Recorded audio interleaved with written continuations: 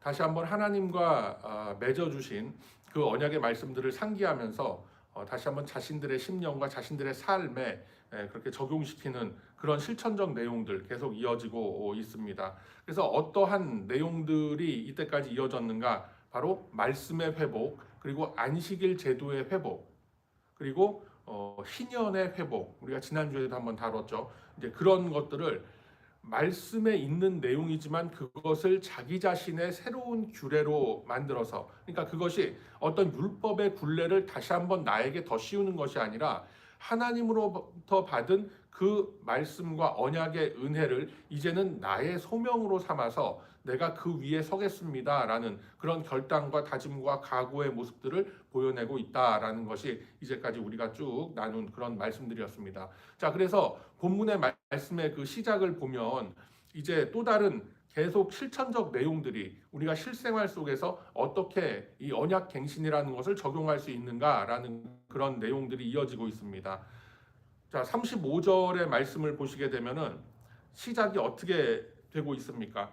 해마다 에브리 이열마다 항상 하나님 앞에 나와서 우리의 소산물들과 모든 과목의 첫 열매를 드리기로 이렇게 결심했다. 그렇게 규례와 그런 것을 정했다라고 지금 말씀이 진행되고 있죠. 이것은 어떤 단순한 물질을 드림이나 어떤 도네이션을 매년 그렇게 하는 그런 행위가 아닙니다. 오직 하나님께서 내가 살아가고 있는 이 삶의 주인이시다라는 것을, 하나님께서 나의 생명의 근원이시다라는 것을 고백하는 마음으로 하나님께 드리는 실천적 행위라는 거예요. 우리가 실천적 행위라고 하면은 하나님 앞에 나와서 예배드리고 기도하고 찬송하고 말씀 듣고 하는 이런 예배의 모든 행위들이 다 그렇게 믿음에 의한 그런 그 실천적 행위들이 아니겠는가라고 생각을 합니다. 맞습니다. 당연히 해야 될 그럴 일들이고 합니다만 그 외에도 하나님께 나의 중심을 바친다, 내 삶을 바친다라고 했을 때는 거기에 따르는 나의 삶의 태도의 변화, 내가 살아가는 방법의 변화가 분명히 있어야 한다라는 것입니다. 내가 가진 것을 하나님께 드리지 않고 내가 하나님을 섬긴다라고 하는 것은 입으로만 하는 그런 믿음의 고백이다라는 것이죠. 입술로 고백하는 게 굉장히 중요하긴 합니다. 왜냐하면 입술로 고백을 한다는 것은 거짓말이 아닌 이상 자기 마음의 심지가 세워졌기 때문에 그 심지에 의해서 마음속에 담겨 있는 것이 밖으로 표현이 되는 것이죠. 그래서 이제 언어 습관이라는 게 이런 게 굉장히 중요하다, 뭐 이런 말씀들도 많이 나누고 합니다만, 내가 항상 입술로 하나님을 고백하고 또 나의 믿음을 고백하고, 그것이 뭐 누구 들으라고 하는 것도 그런 뭐 의미가 있을 수도 있겠지만 자기가 자기 자신한테 하는 독백이거든요. 그런 것들이. 그래서 자기의 목소리가 자기 귀에 들리는 그런 그 말로써 계속해서 이 말씀을 읊조리고 내가 하나님의 그 말씀 앞에 온전히 서겠다라는 그런 내용들을 계속 입술로 고백하는 게 굉장히 중요한 신앙의 한 내용이다라는 겁니다. 자, 그런데 문제가 뭐냐면은 이렇게 입술로만 끝나고 나의 삶의 변화가 없다면 그건 과연 어떤 믿음이란 말인가? 그거는 참 믿음이 아니라고 성경 곳곳에서 그렇게 말씀을 하고 있는 겁니다. 자, 이 당시 사회에서 그 토지 소산의 그 첫 물을 하나님 앞에 드린다라는 것, 과목의 첫 열매를 하나님께 드린다라는 것은 굉장히 큰 의미가 있는 겁니다. 자, 척박한 지역에서 뭐 나름대로는 성경 표현으로는 옥토밭이라고 얘기를 합니다만 사실 그 우리가 그 아열대 지역이나 온대 지역에 있는 그런 평야지대, 곡창지대 이런 거에 비교하면은 이 당시에 이들이 살아가고 있는 그 가나안 땅이라는 거는 사실 굉장히 척박한 땅입니다. 다른 지역에 비해서 뭐 사우디나 무슨 이런 그 저 중동의 그 막 모래 사막에 비하면은 그래도 좀 오아시스도 있고 뭐 올리브 나무라든가 몇몇 작물들도 키울 수 있는 이제 그런 그 조건이 되긴 합니다만 그런 조건이 되는 땅은 사실은 굉장히 좁습니다. 그리고 대부분의 땅은 우리가 이렇게 캘리포니아 지금 외곽으로 나가봐도 애리조나나 이런 데 쭉 다녀 프리웨이 타고 다녀봐도 알겠지만 그냥 모래사막은 아니지만 그냥 뭐 돌산, 광야가 이렇게 이어지고 있는 그런 지형이란 말입니다. 자, 그런 지형 속에서 과목의 첫 열매, 소산의 첫 열매라는 게 얼마나 귀하겠습니까? 이 첫 열매를 따고 난 다음에 그 다음에 맺혀지는 과실이 있을지 없을지 장담을 못하는 그런 상황입니다. 어떻게 될지. 그러니까 귀하게 굉장히 맺혀 있는 그 첫 열매가 어떻게 보면 올해의 마지막 수확이 될 수도 있는 거예요. 그런데 그것을 하나님께 바쳤다라고 하는 거예요. 그러면은 자기가 생명을 유지해야 하는 모든 어떤 그 생명 수단의 어떤 방법들을, 그런 내용들을 하나님께 전부 다 드린다라는 거예요. 그리고 36절에 보면 맏아들, 뭐 처음 난 것, 이런 게 결국은 무엇을 의미하느냐면 생산 수단을 의미하는 거예요. 그 당시 농경 사회에서, 이제 그 목축 사회, 농경 사회 아닙니까? 이 사람들이 지금 가나안에 정착을 한 이후에 뭐 바벨론 포로기도 겪고 했지만 더 이상 이렇게 유랑하는 민족이 아니라 가나안 지역에, 그러니까 지금의 이스라엘 지역에 정착을 해서 살아가는 그런 모습이었다는 것이죠. 그런 데서 생산 수단이라고 하는 것은 그만큼 노동력이 확보가 돼야 되는 거죠. 그래서 맏아들이 중요했던 거예요. 맏아들뿐만이 아니라 아들을 낳았다, 뭐 아들을 내게 주소서 하는, 굉장히 이거 뭐 하나님은 아들만 좋아하고 딸은 안 좋아하나, 이렇게 지금 시대의 감성으로 우리가 생각하면 안 된다라는 게 있어요.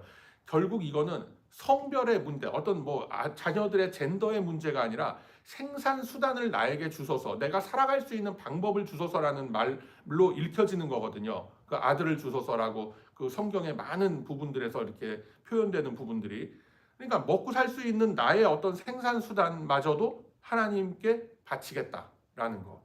여러분 어떻습니까? 여러분들의 밥줄을 쥐고 있는 어떤 뭐 라이센스, 아니면 내가 가진 어떤 기술, 아니면 뭐 내가 지금 몸담고 있는 어떤 일터, 막 이런 것조차도 전부 다 하나님 앞에 내려놓을 수 있고 하나님께 드릴 수 있겠는가라고 물어봤을 때 여러분들 어떻게 대답하실 거예요? 뭐 말로야 아멘 할 수 있겠죠. 그렇지만 실제 삶의 현실 속에서 나의 유익을 감수해 가면서, 내 유익이 깎여 나가는 거를, 내가 손해 보는 걸 감수해 가면서 과연 하나님 앞에 헌신을 할 수 있겠는가라는 거는 굉장히 무거운 질문을 우리에게 던져주고 있는 그러한 말씀이다라는 것을 여러분 꼭 기억하시기를 바랍니다. 그래서 삶의 모든 지경이, 그렇다고 하나님께서 뭐 네가 사는 모든 게 나의 은혜로 된 것이니 다 나에게 바쳐라, 뭐 하나님께서 그렇게 야비하신 분 아닙니다. 하나님이 무슨 뭐 고리대금업자도 아니고 그렇게 하진 않습니다. 그렇지만 우리 사이드에서 내가 하나님 앞에 헌신한다라는 의미로 봤을 때 이렇다라고 이제 우리가 이해를 하는 거예요. 그래서 모든 삶의 지경이, 내가 살아가고 있는 모든 삶의 내용과 방법이 하나님으로부터 비롯됐다. 우리 하나님으로부터 내가 은혜를 입고 이런 수단을 통해서 이런 방법과 내용들을 채워가면서 나는 이 인생을 살고 있다라는 거에 대한 고백이 있느냐 없느냐의 문제다라는 거예요. 이런 것을 내려놓을 수 있다 없다라는 것은. 자, 그리고 38절과 39절의 말씀을 보면은 성전이 운영되고 성전 중심의 삶을 살아가는 데 있어서 성전이 유지가 되고 운영이 될 수 있는 그런 어떤 그 소위 말하는 펀드레이징을 하는 그런 모습들이 나오고 있죠.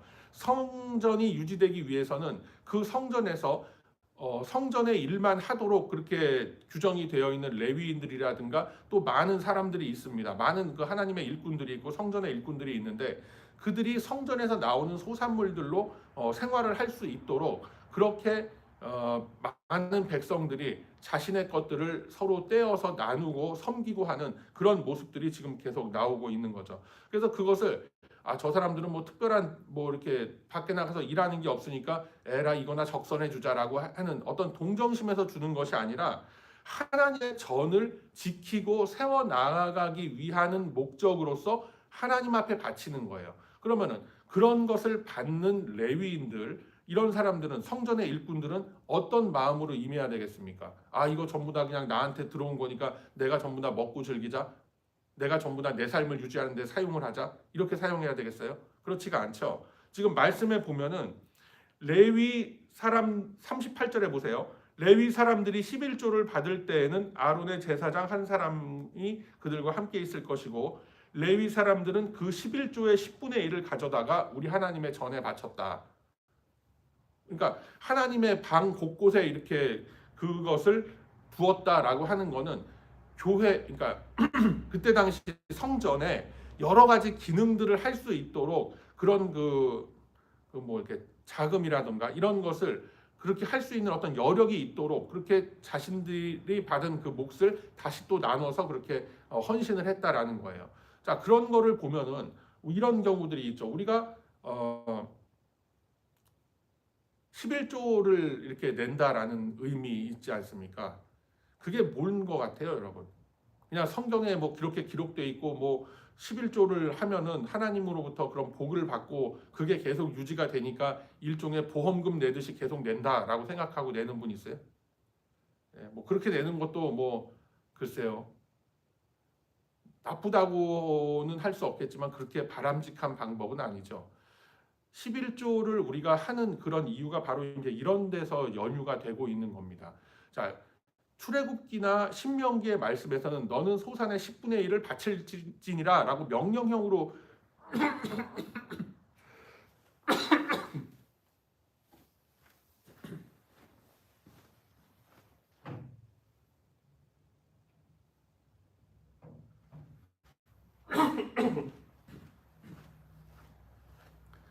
죄송합니다. 제가 아침에 항상 목이 좀 이래서 너는 너의 하나님 여호와 앞에 10분의 1을 바칠지니라라고 명령형으로 되어 있는 말씀들이 모세오경에는 많이 있어요. 그런데 이런 역사서의 말씀들에는 그렇게 바쳐진 10분의 1을 도대체 어디에 사용하는 것이며 그리고 그 10분의 1을 왜 하나님께 바쳐야 하는지에 대한 이유가 쭉 나와 있는 거라고요. 그 이유가 그냥 막연히 내라고 하니까 하나님의 명령이고 말씀이니까 내가 지킨다라는 그것도 굉장히 순수한 믿음이긴 하지만 그 맥락을 알아야 한다라는 거예요. 그 내용을 알아야 한다라는 거예요. 성전이 유지되기 위해서 그러니까 요즘으로 치면 뭐 교회의 여러 가지 부서와 활동들이 계속 유지되고 하기 위해서는 분명히 필요한 것들이 여러 가지가 있습니다. 물질적인 부분들 그리고 뭐 기도의 후원 여러 가지 것들이 있는데 그런 것들이 뒷받침이 되지 않으면 결국은 어떻게 되겠어요? 성전도 점점 슬로우해지게 되겠고 그리고 해야 할 일들을 하지 못하는 그런 그 일들이 벌어지게 되더라라는 것입니다. 그래서 하나님의 전을 그대로 방치하지 않았다. 하나님의 전이 하나님의 전답게 계속 그 모습을 유지하고 활동들을 이어갈 수 있도록 나의 헌신과 나의 내려놓음과 나의 드림이 없이는 그것이 이루어지지 않는다라는 것을 이 말씀을 통해서 우리에게 지금 보여주고 계시다라는 것입니다. 자, 그러면은 이렇게 그 헌신과 희생이 계속해서 뒤따르고 있는 이런 말씀들이 이어지고 있는 그 의미가 뭐겠는가라는 것을 우리가 좀 깊이 생각해 볼 필요가 있죠.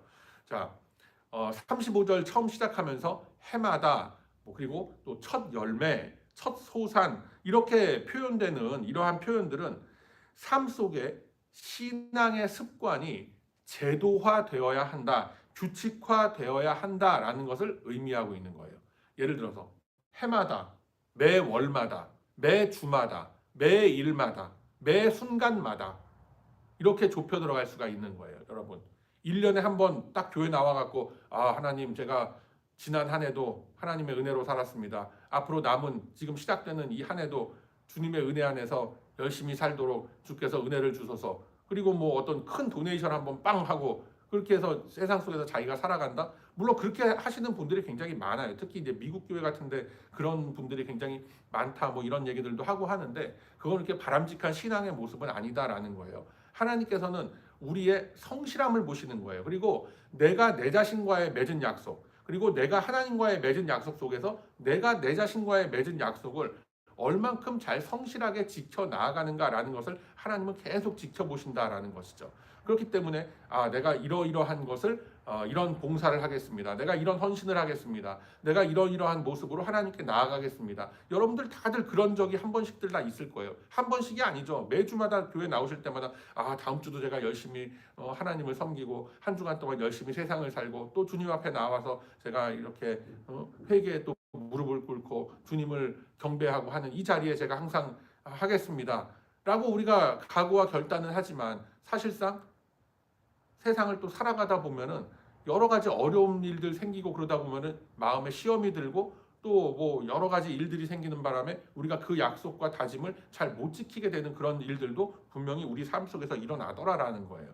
자, 그런 모습들 속에서 하나님께서는 이 습관이 들어야 한다. 이 신앙의 모습이 습관이 되고 제도화가 되어야 한다라는 것을 이 말씀하고 있다라는 거예요. 그래서 내가 하나님 앞에 회개합니다. 내가 이제 진짜 하나님 앞에 헌신하겠습니다. 막 내려놓겠습니다 하는 어떤 이런 그 것들이 어떤 지나가는 감정이나 나의 유익을 바라는 어떤 기복적인 수준에서 이렇게 하는 것이 아니라 희생과 헌신의 삶이, 그러니까 실천하는 어떤 이런 신앙들이 체계화되어 있는 어떤 생활 방식들, 그리고 방법, 그리고 그것들이 방향이 되어야 한다라는 것을 지금 말씀하고 있는 거예요. 그러니까 나의 성실함과 내가 내 스스로 맺은 약속들이 나의 성실함 속에서 제도가 돼서 이제는 내 삶을 이끌어가는 동력이 되어야 한다라는 것이죠. 이거는 하나의 각오와 도전이지 새로운 어떤 율법의 조항을 내가 스스로 만들어서 내 목을 딱 죄고 있는 이런 게 아니다라는 거예요. 근데 뭐 어떻게 생각하든 내가 내 삶의 결과물로서 이러한 모습들이 내 삶의 역사를 통해서 이렇게 일어났다. 내 삶의 궤적을 통해서 이러한 일들이 일어났다라고 우리가 생각할 수가 있지 않습니까? 그게 중요한 거예요. 하나님께서는 어떤 일순간의 모습만을 보고 우리를 정죄하거나 우리를 심판하지 않으신다는 거예요. 우리가 이때까지 쭉 살아온 인생의 역사를 통틀어서 그 역사 속에서 과연 하나님 편에 성실하게 서서 그렇게 자신에게 주어진 삶을 그렇게 살아갔는가라는 것을 우리에게 보신다라는 거예요. 우리가 가끔씩 시험 들 때도 있고 가끔씩 실족해서 삐끗할 때도 있어요. 그런 거 하나하나를 다 일일이 책망하면서 우리를 벌 주시는 그런 하나님이 아니다라는 것을 여러분 꼭 기억하시길 바랍니다. 그래서 우리가 신앙의 고백을 할 때 마음의 확신이라는 것이 있다면, 마음의 확신이 있다면 뭐라고 그랬어요? 입술로 고백할 수 있다고 그랬죠. 마음의 확신이 있어야 입술로도 고백을 할 수가 있다라는 것입니다. 자, 그리고 그렇게 내가 입술로, 내가 내 입으로 고백한 어떤 그런 믿음의 내용들이 그게 바로 하나님의 은혜로부터 비롯된 것이고, 그 하나님의 은혜가 바로 나의 뭐가 되어야 한다? 나의 소명이 되어야 되는 거예요. 그래서 그 소명의 길 앞에 우리가 한 걸음 한 걸음씩 나아가는 것을 놓고 우리는 신앙생활이라고 한다라는 것 여러분 꼭 기억하시기를 바랍니다. 그래서 소명을 이렇게 따라가는 나의 삶의 역사가 계속 지속되는 것, 그것이 신앙생활. 그래서 여러분 다시 한번 생각해 봅시다. 나를 드린다는 것의 의미가 뭐다라고 했어요. 내가 가진 것, 나의 물질, 나의 건강, 나의 시간, 나의 재능, 이러한 네 가지 것들로 크게 구분되는 이러한 것들을 내가 사용할 때, 인생을 살 때 있어서 언제 누구와 무엇을 위해서 어떻게 사용을 하고 있는가라는 것을 우리가 한번 스스로에게 질문을 던져봐야 돼요. 내가 가지고 있는 물질, 내가 가지고 있는 시간, 내가 가지고 있는 건강, 내가 가진 여러 가지 재능들, 특히 이런 시간과 재능들, 이것을 내가 어디에 누구와 무엇을 위해서 어떻게 사용하고 있는가라는 그 어떻게 보면 육하 원칙의 그 질문들을 여러분 스스로에게 한번 던져보시기 바랍니다. 어떤 답이 나옵니까, 여러분? 여기에 대한 자신 있는 확실한 대답이 나와야 한다라는 거예요, 여러분. 자, 한번 우리가 이런 말씀을 주시는 그런 그 근거를 한번 찾아보도록 하겠습니다. 신명기 26장 가보세요. 301쪽에 있어요.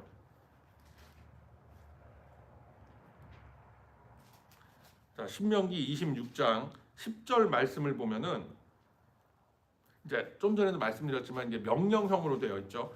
여호와여, 이제 내가 주께서 내게 주신 토지 소산의 만물을 가져왔나이다 하고 너는 그것을 내 하나님 여호와 앞에 두고 내 하나님 여호와 앞에 경배할 것이라 라고 말씀을 하고 있죠. 그러니까 하나님께서는 분명히 이런 말씀을 통해서 우리에게 너의 소산의 10분의 1을 하나님 앞에 가져와서 하나님을 경배하라 라고 분명히 말씀을 하고 있다라는 거예요. 그러면 이제 우리가 이런 말씀을 딸랑 봤을 때는 아니 도대체 왜 이렇게 하라고 그러는 거지? 나 먹고 살기도 빠듯해 죽겠는데 하는데 그 이유가 어디에 있다? 바로 오늘 본문과 같은 이런 말씀 속에 그 이유가 담겨 있다라는 거예요. 이렇게 10분의 1을 하나님이 갈취하는 게 아니라 무엇을 위해서 하나님께서 이것을 사용해야 하는가라는 것에 대한 말씀들이 이어지고 있더라라는 것이죠. 자, 그리고 쭉 넘겨서 한번 잠언으로 가보세요, 여러분.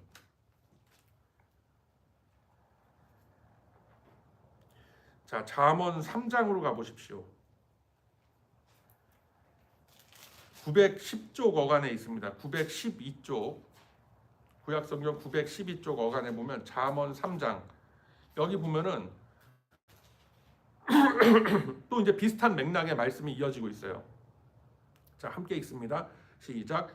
내 재물과 내 소산물에 처음 익은 열매로 여호와를 공경하라. 그리하면 내 창고가 가득히 차고 내 포도즙 틀에 새 포도즙이 넘치리라. 그냥 무조건 바쳐라 내라라고 하는 것이 아니라 이런 그 하나님의 어떤 그 응답, 하나님께서 베풀어 주시는 은혜 이런 것이 이렇게 나오게 되더라라는 거예요. 그래서 여러분들 이제 그런 말씀들 많이 들어보셨을 거예요.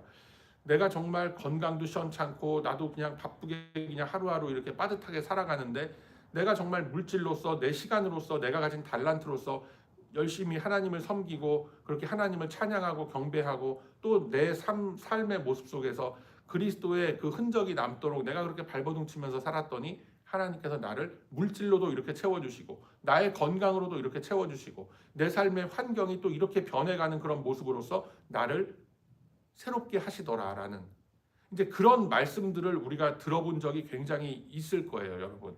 근데 그거를 남이 하는 간증으로만 들으려고 생각하지 말고 내가 다른 사람에게 할 수 있는 하나의 간증이 되어야 되겠다. 내가 이런 간증거리 하나 정말 내 인생 속에 한번 있어야 되겠다라는 마음의 도전을 한번 가지시고 여러분들이 가지신 어떤 시간, 건강, 재능 그리고 물질 이런 것을 한번 하나님의 영광을 위해서 하나님 나라의 확장을 위해서 여러분 한번 사용해 보세요. 그랬을 때 하나님께서는 분명히 이 말씀하신 것과 같이 우리는 예측할 수 없고 우리는 알 수 없는 그런 방법들로 우리의 삶을 분명히 풍요롭게 평안하게 채워주시더라라는 거예요. 저는 그 확신이 있어요. 체험도 했고. 그렇지만 여러분들 모두가 그런 체험을 했을 때 분명히 하나님께서는 더 큰 복으로 우리의 삶을 채워주실 줄로 믿습니다. 자, 그리고 시간과 재능이라든가 뭐 이런 것도 전부 다 하나님 앞에 우리가 드릴 수 있는 그런 근거들이 또 있습니다. 뭐 우리가 찾아보진 않겠지만 여러분 너무나 잘 아는 말씀이죠. 로마서 12장 말씀 같은 경우에 보면은 너의 삶을 너의 어떤 그 인생을 산 예배로 드리라라고 산 제사로 드리라라고 하는 이제 그런 말씀이 있죠. 제가 한번 찾아볼까요?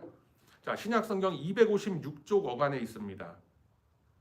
찾으실 수 있는 분 한번 찾아보시고 로마서 12장 로마서